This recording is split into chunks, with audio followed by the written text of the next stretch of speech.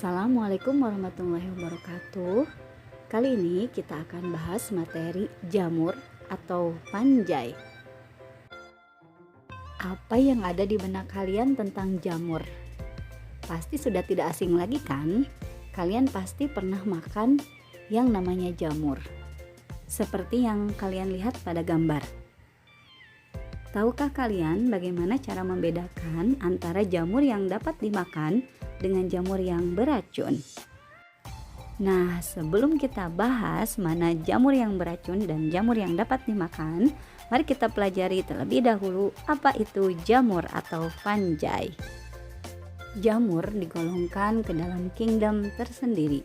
Oleh karena itu, jamur memiliki ciri-ciri sebagai berikut. Yang pertama, bersifat eukariotik, artinya selnya sudah memiliki membran inti. Yang kedua, selnya ada yang bersifat uniseluler, yaitu hanya disusun oleh satu sel, dan ada pula yang bersifat multiseluler, yaitu disusun oleh banyak sel. 3. Habitat di tempat yang lembab. Yang keempat, bersifat heterotrof. Artinya, jamur tergantung pada organisme lain untuk memperoleh makanannya, karena jamur tidak memiliki klorofil, yaitu bisa dengan cara simbiosis, yaitu hidup bersama dengan organisme lain. Contohnya, alga yang hidup bersimbiosis dengan jamur yang kita kenal sebagai lichenes. Kemudian ada yang bersifat parasit, yaitu merugikan baik itu pada manusia, hewan maupun tumbuhan, dan bersifat saprofit, yaitu menguraikan organisme yang telah mati.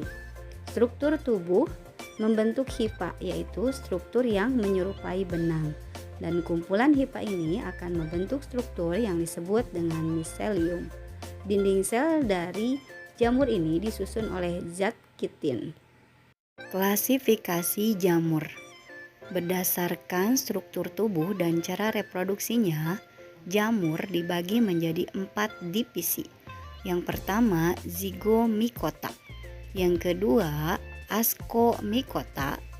Yang ketiga, basidiomycota. Dan yang keempat, deuteromycota. Zygomicota, perhatikan gambar. Struktur tubuh zygomicota terdiri atas spora yang terdapat di dalam kotak spora yang bernama sporangium. Sporangium ini melekat pada yang namanya sporangiofor atau tangkai spora, dan bagian bawahnya yang berbentuk seperti akar ini dikenal sebagai rhizoid. Hipastolon adalah hifa yang membentuk jaringan pada permukaan substrat. Ciri-ciri zygomicota. Yang pertama, hifa tidak bersekat atau bersifat senositik.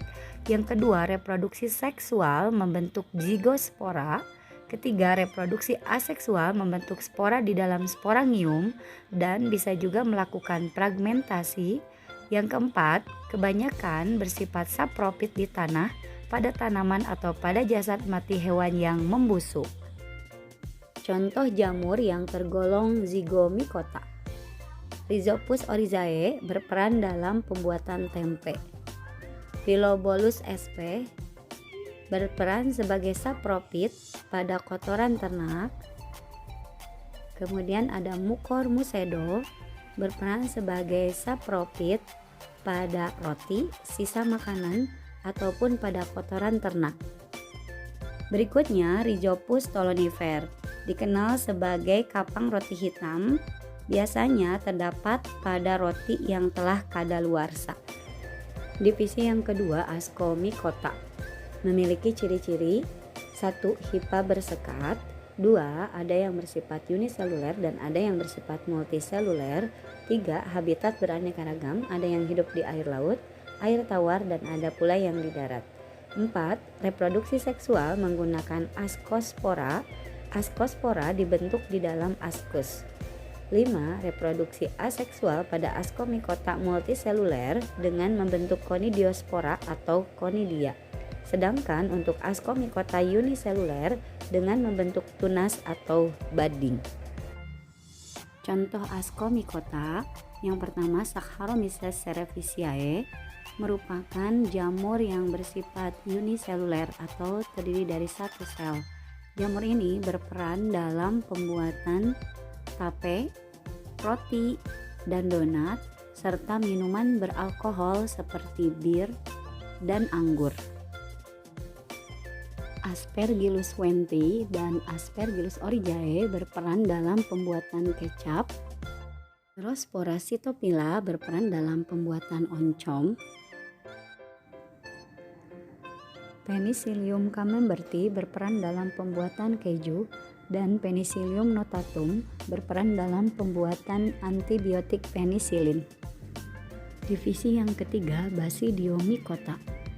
Divisi Basidiomycota ini merupakan kelompok jamur yang perkembangannya paling tinggi di antara kelompok jamur lainnya karena membentuk tubuh buah yang makroskopis sehingga sangat mudah dilihat. Ciri-ciri Basidiomycota antara lain: 1. Hifa bersekat, 2. multiseluler atau bersel banyak, 3. habitat di tanah, pohon yang lapuk atau jerami di musim hujan, 4. reproduksi seksual membentuk basidiospora, dan 5. reproduksi aseksual membentuk conidia.